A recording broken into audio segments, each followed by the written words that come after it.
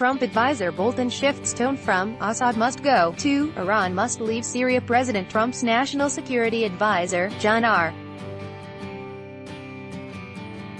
Bolton, who is often described as a war hawk and known for his support of the 2003 invasion of Iraq and his advocacy of the bombing of North Korea, Iran and Syria, seems to have given up on his "Assad must go" rhetoric, at least temporarily.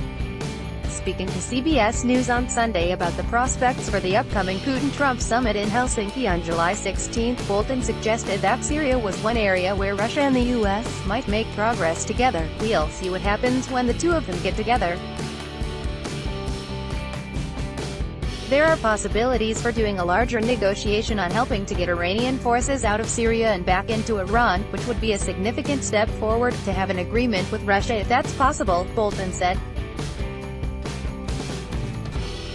"This has been something that's been going on now for nearly 7 years, this conflict in Syria," Bolton noted, adding that his concern was the Iranian presence now across Iraq and Syria really reaching into Lebanon. Asked whether he agreed with the assessment that Syrian President Bashar Assad had effectively won the war against Syria, Bolton deflected.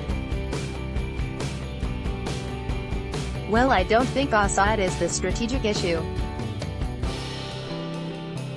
I think Iran is the strategic issue," he said, listing off a string of accusations against Iran including their alleged conventional forces in the Middle East. For their part, Tehran and Damascus have denied all claims about Iranian forces in Syria, pointing out that Iran is present in Syria only in an advisory capacity in the country's fight against Islamist extremism.